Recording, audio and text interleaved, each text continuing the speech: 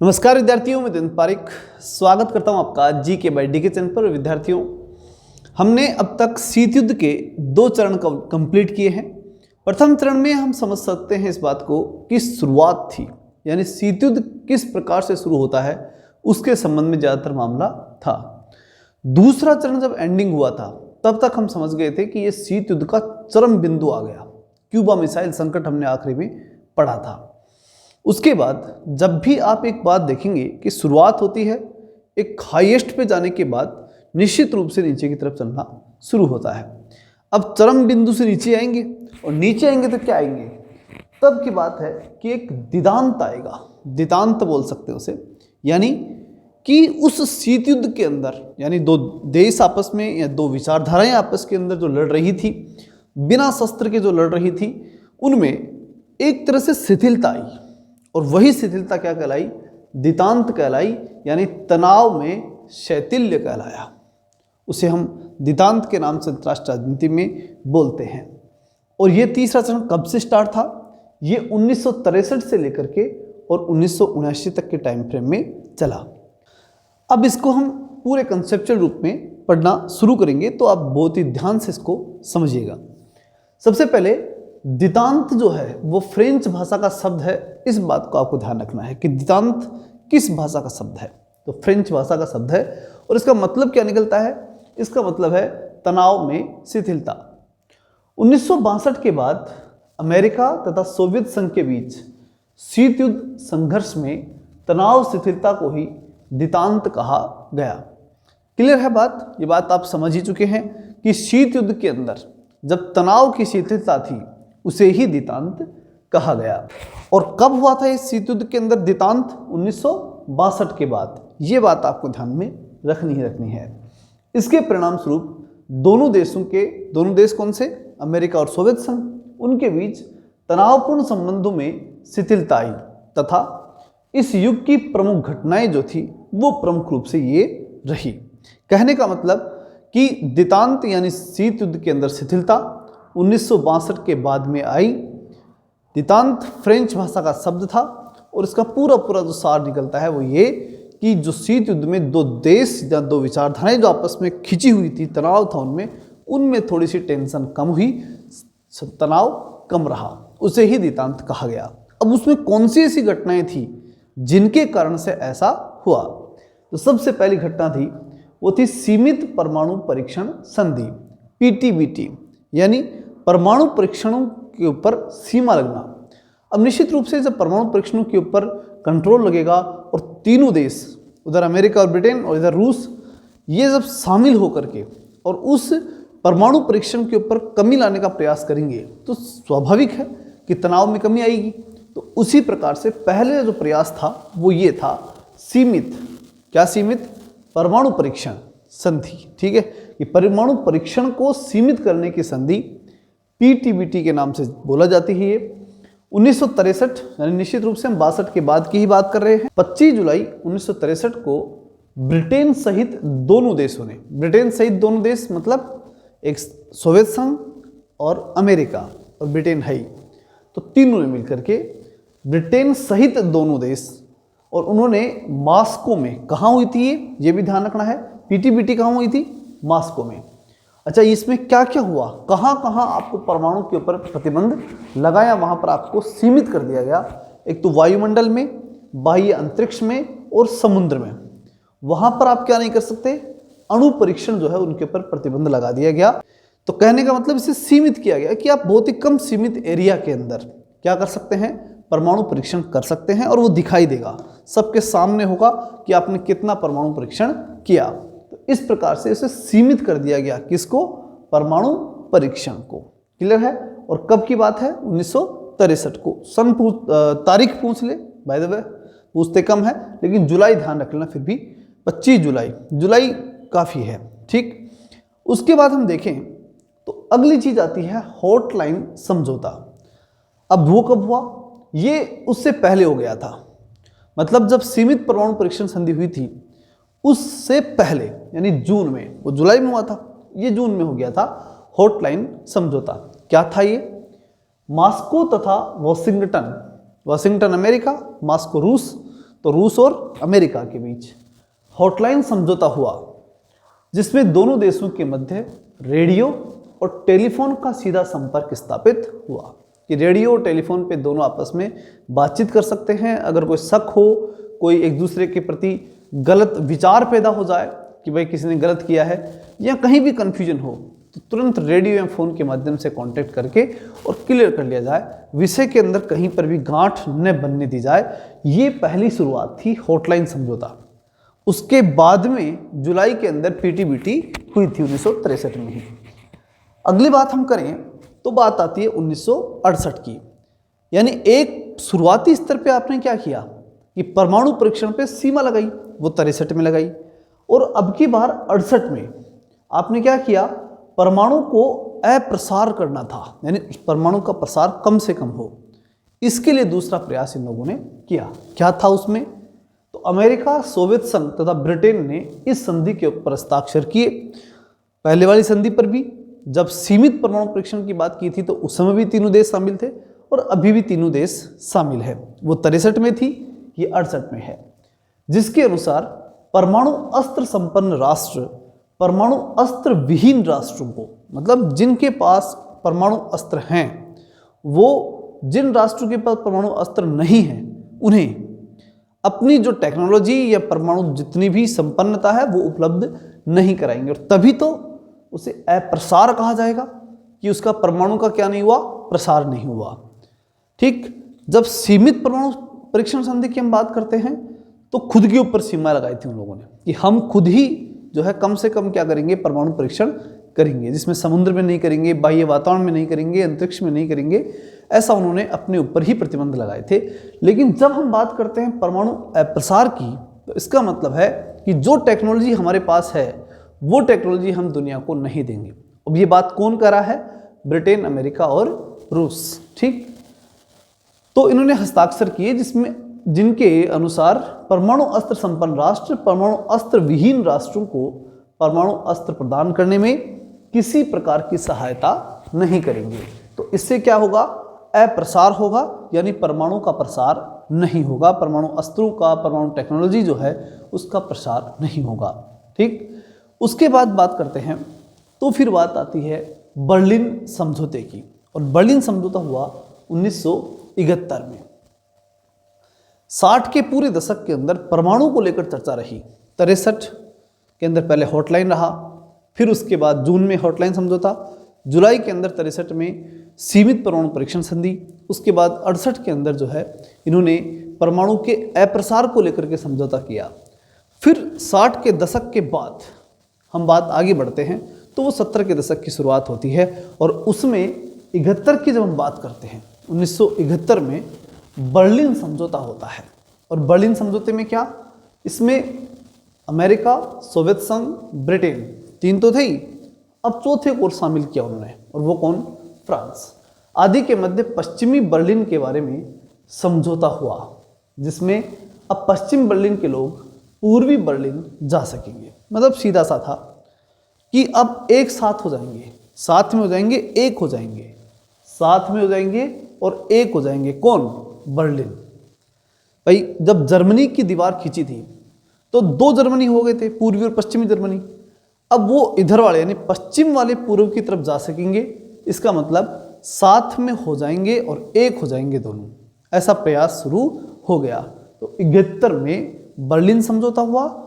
ऐसा समझौता तीनों देशों ने प्लस फ्रांस भी इसमें शामिल हुआ, और इन चारों देशों ने मिलकर, अमेरिका, ब्रिटेन, फ्रांस और फिर सोवियत संघ, चारों ने मिलकर के समझौता किया, जिससे कि बर्लिन के पश्चिमी बर्लिन वाले लोग पूरी बर्लिन जा सकेंगे। ये बड़ा समझौता उसमें हुआ, जिसे बर्लिन समझौता कहा गया।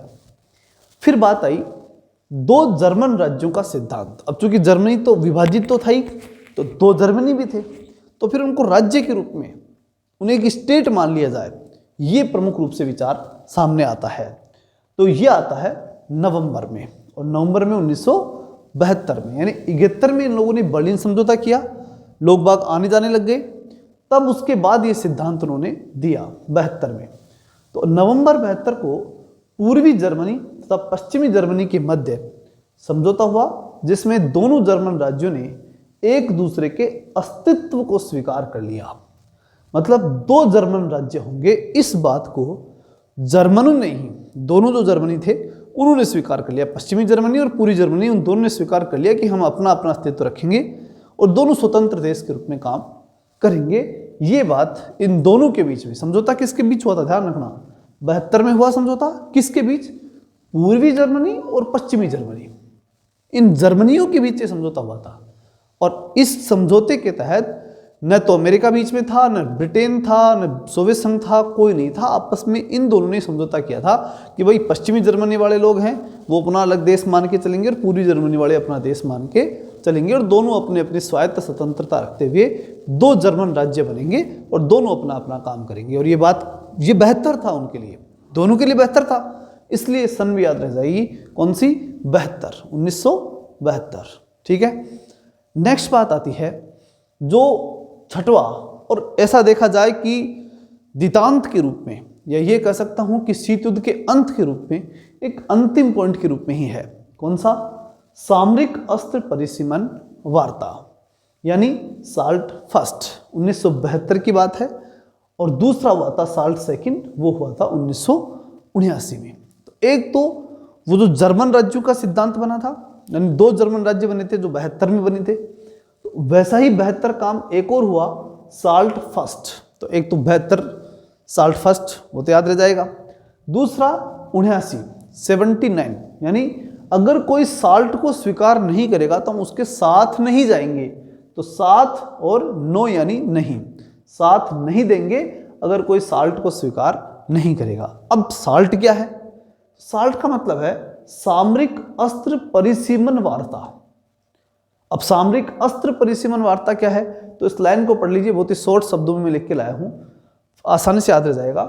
सामरिक रूप से घातक हथियारों के, यानी ऐसे हथियार तो सामरिक रूप से बहुत ज्यादा घातक है, सामरिक मतलब युद्ध, तो युद्ध के समय बहुत ज्यादा घातक हो जाए। एक युद्ध होने का मतलब होता है कि एक दूसरे के ऊपर प्रभुता स्थापित करना, एक दूसरे को हराना, लेकिन बहुत अधिक घातक हो जाए, पब्लिक को भी, वहां की जो पब्लिक है सामने वाली, वो पूरी नष्ट हो जाए, युद्ध का एक ऐसा दायरा बन जाए कि आम आदमी के लिए बहुत बड़ा घातक हो जाए वो युद्ध, तो ऐसे में उसे कहा जाता है सामरिक रूप से घातक हथियारों वाला युद्ध।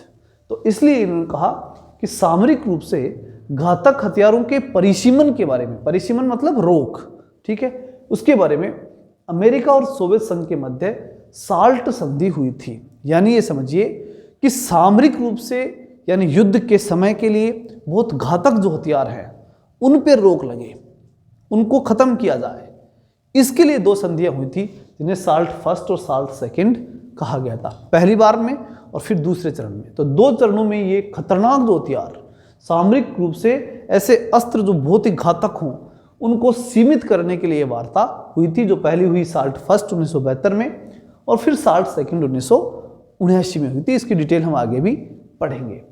आगे चलते हैं। तो ये 6 कारण आपको ध्यान में रखने हैं। इन 6 आधारों पर हम कह सकते हैं कि 1963 से लेकर के और 1979 तक, ठीक है, यहां तक क्या चला, दितांत चला, शीत युद्ध का तीसरा चरण चला, या ये कह सकते हैं कि शीत युद्ध में एक तनाव शिथिलता देखी गई। अब बात आती है सुलह और सामान्यीकरण की नीति, यानी रेप्रोचमेंट की नीति। अब क्या है ये, ध्यान से सुनिएगा, बहुत इंपॉर्टेंट है।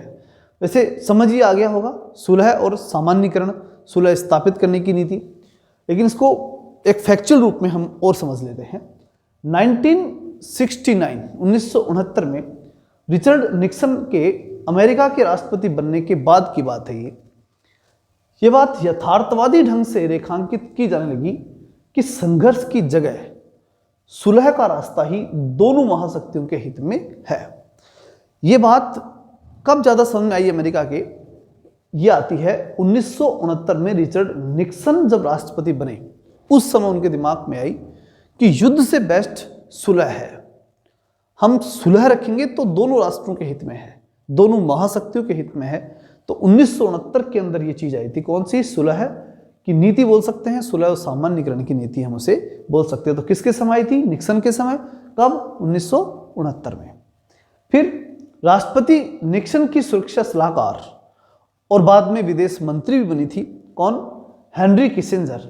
उन्होंने निक्सन के साथ मॉस्को और बीजिंग का दौरा किया।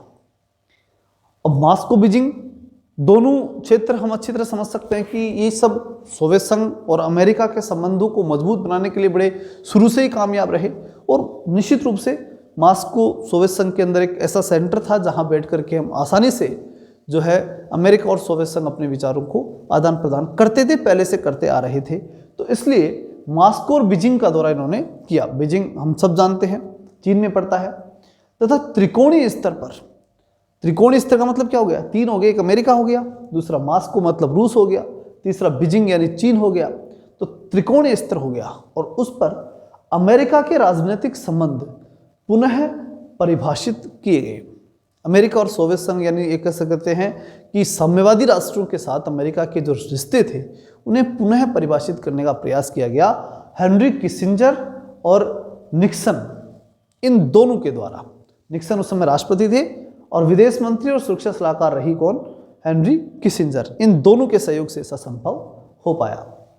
इसे सुलह और सामान्यीकरण की नीति, रेप्रोचमेंट की नीति कहा गया। इसे रेप्रोचमेंट की नीति के रूप में जाना गया कि इससे सुलह हो, सामान्यीकरण हो और जो मतलब लड़ाई से नहीं हो सकता वो सुलह से हो सकता है, इस बात को स्वीकार करते हुए आगे बढ़ना चाहते थे। ये बात कब की है? 1969 की है। निक्सन और हेनरी किसिंजर, निक्सन राष्ट्रपति थे, हेनरी किसिंजर विदेश मंत्री के रूप में रही। तो उन सब के माध्यम से प्रयास किया गया। अब दिदांत के अलावा दो प्रमुख कंसेप्ट और भी हैं, वो बड़े ध्यान से हमें समझने होंगे। कौन कौन से? सुनिश्चित पारस्परिक विनाश और परमाणु भयोत्पादन सिद्धांत। ये दो सिद्धांत जो हैं ये हमें ये बात साबित करके देते हैं कि मजबूरी हो गई थी दिदांत, यानी शांति स्थापित करना इनकी बड़ी मजबूरी थी। कैसे? वो देखते हैं। नाटो के गठन के 5 महीने बाद ही नाटो का गठन हो गया था और उसके कितने दिन बाद? 5 महीने बाद। अप्रैल में हमें मालूम है अप्रैल 1949 के अंदर नाटो की स्थापना हुई थी और उसके 5 महीने बाद यानी सितंबर 1949 की बात है, सोवियत संघ ने परमाणु बम के सफल परीक्षण की घोषणा कर दी। उसने कहा कि हमने परमाणु परीक्षण कर लिया, परमाणु बम बना लिया। अब अमेरिका को देखा कि परमाणु बम बना लिया, ठीक है, अब हम हाइड्रोजन बम बनाएंगे। तो नवंबर 1952 में यानी 49 के बाद में 50 और 51 2 साल ही बीच में गई और तीसरे साल ही नवंबर 1952 में अमेरिका ने प्रथम ताप परमाणु बम का परीक्षण कर लिया, यानी हाइड्रोजन बम जो था, ठीक है, वो बना लिया। अब जब इसने ऐसा किया 52 में, तो अगले ही साल यानी 53 में, अगस्त 1953 में सोवियत संघ ने भी इसका परीक्षण कर लिया, यानी सोवियत संघ ने भी हाइड्रोजन बम बना लिया। अब उसके बाद की हम बात करते हैं तो दोनों शत्रु शक्तियों में शस्त्रीकरण की मची होड़ के कारण कगारवाद का सिद्धांत, यानी कगारवाद का सिद्धांत सामने आता है फिर। और कगारवाद का सिद्धांत पिछले वीडियो मैंने बताया भी था आपको। कगारवाद का मतलब है कि दोनों के अंदर दो गुट हैं, चाहे वो गुट मानो, चाहे वो आप देश मानो या विचार मान लो, उन दोनों के अंदर एक तरह से संघर्ष की शुरुआत होते होते और एक चरम तक ले जाना, एक कगार तक ले जाना, एक लाइन, एक बाउंड्री तक ले जाना कि उसके बाद क्या हो जाएगा, असली युद्ध हो ही जाएगा, वो शीत युद्ध नहीं रहेगा, वास्तविक युद्ध में परिणत हो सकता है। तो वो लाइन ऑफ कंट्रोल ना, वो कगार है। तो वहां तक युद्ध को खींच के ले जाना, तो उससे क्या होता है, उससे युद्ध कभी भी हो सकता है, इस बात का डर रहता है कि युद्ध तो कभी हो जाएगा भाई। तो ऐसा कगार, ऐसा डर जो है उसे ही कगारवाद कहा जाता है। ये बात मैंने पिछले वीडियो में बहुत अच्छे से समझाया था, तो वहां भी आप जाकर के उसे देख सकते हैं। तो यहां बात क्या हो रही है कि दोनों शत्रु शक्तियों में शस्त्रीकरण की होड़ मची, ये तो हमने देखा ही देखा। ठीक, पहले परमाणु बम बना, फिर उसके बाद में हाइड्रोजन बम बना, फिर सोवियत संघ ने भी हाइड्रोजन बम बना दिया, तो ये होड़ चालू हो गई। तो इसके कारण कगारवाद का सिद्धांत, यानी अब वो जो परमाणु बम बनाने की या हाइड्रोजन बम बनाने की जो होड़ थी, वो होड़ बढ़ती बढ़ती कहाँ जा रही थी, उस वास्तविक युद्ध की तरफ ही तो बढ़ रही थी। तो वो जो कगारवाद का सिद्धांत था वो मानव जाति के अस्तित्व के लिए भीषण खतरा बन गया था। अब लोगों को या पूरी धरती पर रहने वाले जो बाकी जीव थे, बाकी देश थे बोल सकते हैं, तो उन देशों की टेंशन तो होगी कि यार ये बम बना रहे हैं, बनाते बनाते कहीं लड़ना मरे और इनके चक्कर में हम नहीं आ जाए कहीं। तो ये चीज़ तो टेंशन देने वाली थी। तो भीषण खतरा बन गया था। तो वहाँ पर एक चीज़ लोगों के माइंड में आई फिर कि भैया एक बात तय है, ये लोग बना रहे हैं जरूर बम, लेकिन लड़ने वाले नहीं है, क्योंकि अब इनको ही मालूम है कि बम तो खतरनाक बना लिए। अगर एक ने बम फेंका तो दूसरा भी चुप तो नहीं बैठेगा, वो भी बम फेंकेगा और वो भी उसका विनाश करेगा। तो कोई बम भगाने वाला, बम को फेंकने वाला सुरक्षित बच जाएगा, ऐसा संभव नहीं है। एक फेंकेगा तो दूसरा भी फेंकेगा और दोनों मरेंगे। तो इसलिए जो है ये बात कह देना, ये मान लेना कि उनमें कहीं बचत हो जाएगी, ये संभव नहीं है। तो इसका मतलब कि वो आपस में युद्ध करेंगे नहीं, बस दिखावा ही चल रहा है। ठीक है, तो ये चीज़ सामने आई क्या कि सुनिश्चित पारस्परिक विनाश से ये बात, ये शब्द था ना, ये इनको समझ में आ गया दोनों के और पूरी दुनिया के भी आ गया कि अगर आपस में लड़े ना तो विनाश दोनों का ही पक्का निश्चित है।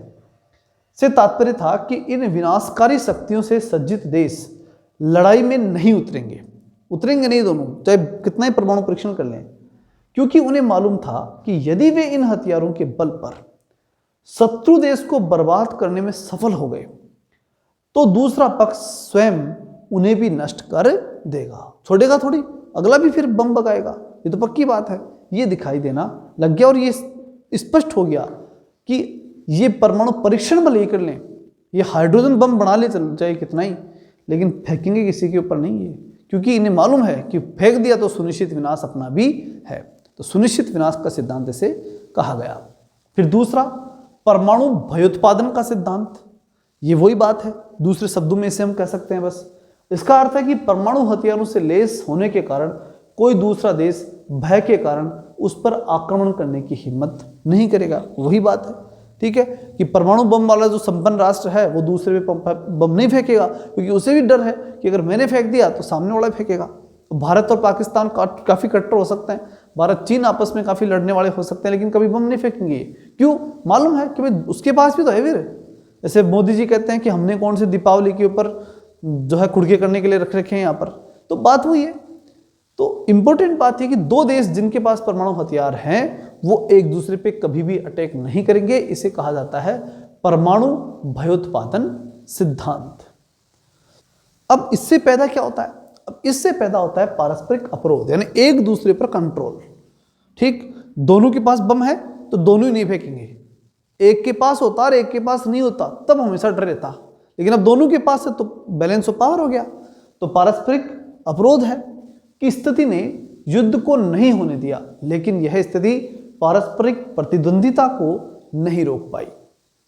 पारस्परिक अपरोध की जो स्थिति, एक दूसरे पर कंट्रोल की जो स्थिति थी, उससे युद्ध तो नहीं हुआ, लेकिन जो प्रतिद्वंदिता थी कि बम बनाने की प्रतिद्वंदिता, वो नहीं रुकी। वो बनाते रहे, परमाणु परीक्षण करते गए और आगे करते चले गए। तो वो जो प्रतिद्वंदिता थी आगे से आगे बढ़ने की, अपने को ताकत बनाने की प्रतिद्वंदिता, वो लगातार उनकी चलती गई। तो कुछ विद्वान जो थे वो आए सामने और उन्होंने इस परमाणु भयोत्पादन को कुछ नाम दिए। जैसे जॉन स्लेसर जो हैं उन्होंने ग्रेट डिटेरेंस नाम दिया इसको। उसी प्रकार बुजार्ड जो हैं उन्होंने ग्रेजुएटेड डिटेरेंस इसको नाम दिया। इसी प्रकार जॉन फोस्टर डसेल जो काफ़ी प्रसिद्ध थे उस समय के, मैसिव रिटेलिएशन इसको नाम देते हैं। किसको? परमाणु भयोत्पादन को। रॉबर्ट मैकनमारा ने फ्लेक्सिबल रिस्पॉन्स इसे नाम दिया। अब यहाँ से एक प्रश्न बनता है सुमेलित करने वाला, ठीक है ना, कि परमाणु भयोत्पादन को जो है निम्न नामों से सुमेलित कीजिए। तो एक तरफ तो विद्वान के नाम दे देगा, दूसरी तरफ आपको दे देगा ये जो इन्होंने नाम दिए वो, और फिर सुमेलित करने के लिए दे सकता है। इस प्रकार का प्रश्न भी बनता है और ये इसलिए आपको ये सारे याद रखने हैं। ठीक, तो आसान है, कोई ज़्यादा विशेष है नहीं, 4 ही तो नाम है, तो इनको आप आसानी से याद कर सकते हैं, कोई इश्यू इसमें नहीं आएगा। तो ये था अपना तीसरा चरण। तीसरा चरण भी अपना कंप्लीट हो गया, दितांत जिसे हम कहते हैं, ये कंप्लीट हुआ। 1 या 2 वीडियो शायद शीत युद्ध के संबंध में और बनेंगे। फिर शीत युद्ध के अंत, ये टॉपिक भी अलग से आपके दे रखा है, तो इसको डिटेल से पढ़ना पड़ेगा। ये मैं मान के चलता हूँ कि लगभग जो 10 या 15 जनवरी तक ये चलेगा। कौन? अंतर्राष्ट्रीय संबंध अपने, और जो इससे जुड़ी हुई कंसेप्ट हैं वो। फिर उसके बाद में अपने जो तुलनात्मक राजनीति के अंदर जो बीए का पार्ट है वो लगातार चलेगा। वो बड़ा दिखता है सिलेबस में, बहुत बड़ा दिखाई देता है, तो स्टूडेंट्स देखते हैं कि खूब बच रहा है, बहुत बड़ा नहीं है वो। 3 ही चीज़ें उसमें, कार्यपालिका, व्यवस्थापिका और न्यायपालिका। दुनिया की कार्यपालिका जिसमें 3-3, 2-2, 3-3 देश हैं, उनकी व्यवस्थापिका, इसी प्रकार 2-3 देशों की कार्यपालिका और उसी प्रकार 2-3 देशों की न्यायपालिका। उसमें बहुत डिटेल नहीं पढ़ना पड़ता, उनमें उन देशों की जो मेन फैक्ट है ना वो ही पढ़ने होते हैं।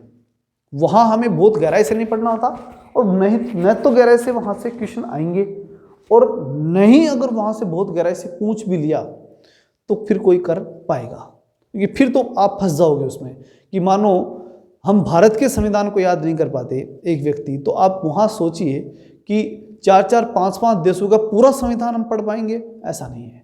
हम वहाँ की सिर्फ व्यवस्थाएं पढ़ेंगे, कार्यपालिका, व्यवस्थापिका और न्यायपालिका की जो व्यवस्था है, सिस्टम है, वो समझेंगे, और उसके अलावा कुछ नहीं करना होता हमें। उनमें कंपैरेटिव पॉलिटिक्स है वो, तो क्या करनी होती है, तुलना करनी होती है। तो उन सब में आपस में तुलना करेंगे। जैसे फ्रांस है तो फ्रांस की व्यवस्थापिका, कार्यपालिका, न्यायपालिका तीनों पढ़ी। ऐसे हमने ब्रिटेन की पढ़ी, अब ब्रिटेन की व्यवस्थापिका और फ्रांस की व्यवस्थापिका में तुलना हो गई वो, क्योंकि हमने दोनों की पढ़ी। तो ऐसे करके उसमें कंपैरेटिव पॉलिटिक्स वो बनती है वहाँ, ठीक है। तो उस प्रकार का हमें कंसेप्ट क्लियर करना है वहाँ पर। तो वो बहुत गहराई से नहीं रहना कि वहाँ पर हम फंस जाएं कहीं कि निकल ही नहीं पाएँ, ठीक है, क्योंकि वो फिर तो दलदल है, फंसते गए तो फिर फंस जाएंगे वहाँ पे, और वहाँ से बहुत ही सामान्य स्थिति के क्वेश्चन ही वहाँ पर आएंगे। बाकी तो पाश्चात्य राजनीतिक विचारक, बीए में से ज़्यादा क्वेश्चन आएंगे पाश्चात्य राजनीतिक विचारक, भारतीय राजनीतिक विचारक, राजनीतिक सिद्धांत, वहाँ से खूब क्वेश्चन बनते हैं। तो बहुत ज़्यादा हमें उसमें समय भी खराब नहीं करेंगे, और बहुत ही लाइटली और बढ़िया तरीके से जो क्वेश्चन आने वाले वो छोड़ेंगे नहीं, और फालतू गहराई में जाएंगे नहीं। वो तुलनात्मक राजनीति की स्थिति वहाँ पर रहेगी। उसके बाद हमारा लास्ट में बचेगा संविधान, जो हम न केवल आपको पढ़ाएंगे बल्कि यूट्यूब पे भी लगातार वो चलेगा आगे भी, ठीक है। हालांकि ये आज वाला वीडियो जो है वो यूट्यूब पर ही रहेगा, ठीक। और बहुत से विद्यार्थी ये देखते हैं कि भाई यूट्यूब पे डाला है वो ही वहाँ डाला है, तो ये तो तय है, ये तो मैं भी कह रहा हूँ कि जो यूट्यूब पे डालूंगा वही चीज़ें कहाँ पढ़ाता हूँ मैं, कोर्स में पढ़ाता हूँ। लेकिन यहाँ कंप्लीट पढ़ाना संभव नहीं है, वहाँ कोर्स में कंप्लीट चलता रहता है, क्योंकि कोर्स में फिर एक अलग क्लासेस सिस्टम है, वो पूरा शेड्यूल वहाँ चलता रहता है, वो एक अलग प्रोटोकॉल के रूप में काम करता है, क्योंकि हमें फिर यहाँ का खर्चा भी चलाना होता है। तो वो सब चीज़ें उसके थ्रू, कोर्स के थ्रू चलती रहती है, और बच्चों को भी सुविधा मिल जाती है। यूट्यूब के ऊपर हमारा उद्देश्य 2-3 चीज़ों को लेकर रहता है। पहला कि बच्चों को लगातार गाइडेंस मिलती रहे, कि कहीं उन्हें गाइडेंस का अभाव कभी महसूस न हो, चाहे बुक से संबंधित हो, चाहे उन्हें कुछ नई न्यूज़ के संबंधित हो, या फिर उन्हें और चीज़ों के संबंध में हो वो, और साथ ही इम्पोर्टेंट लेक्चर जो है वो यहाँ पर आ जाएं। जैसे आज वाला टॉपिक जो था दिदांत के संबंध में था, शीतयुद्ध के जो दिदांत हुआ था, इन शीतयुद्ध में शिथिलता जो हुई थी उसके संदर्भ में था, तो ये हमने यहाँ डाल दिया। तो जो इंपॉर्टेंट टॉपिक होते हैं वो कुछ हद तक यहाँ डाल दिए जाते हैं, लेकिन सारा पूरा कोर्स डालना संभव नहीं है। यह आप अच्छी तरह समझते हैं, आपको समझाने की आवश्यकता भी नहीं है, क्योंकि कुछ चीज़ें जो हैं हमें सर्वाइव करने के लिए भी चाहिए होती है, तो वो उसके माध्यम से हो जाती है बहुत ही आसान से। या बोल सकता हूँ बहुत ही न्यूनतम पेमेंट 999 रुपये अभी ऑफर में चल रहे हैं, बाकी 1 तारीख बाद में 1499 रुपये होने हैं। अब आप अब ले लेते बेस्ट है, बाद में भी लेते हैं तो बहुत ज़्यादा पेमेंट उसका नहीं है, 1499 रुपये, 2 बुक, बस उससे ज़्यादा क्या, इतना ही तो है, जिसमें आपको कंप्लीटली जो है वो पढ़ाया जाएगा, उसके कंप्लीट नोट्स भी मिलेंगे, और उसके साथ साथ एग्जाम तक आपको प्रैक्टिस मिलेगी। ये सब कुछ मिलता है इसमें, तो इसलिए आपको ज़्यादा चिंतन करने की आवश्यकता नहीं है। लगातार आप जुड़े रहें, चैनल पे नए हैं तो सब्सक्राइब करके रखें, बहुत ही जानकारियाँ, इंपॉर्टेंट जानकारी आपको यहाँ लगातार मिलती रहती है। मिलते हैं नेक्स्ट वीडियो में, तब तक के लिए जय हिंद, जय भारत।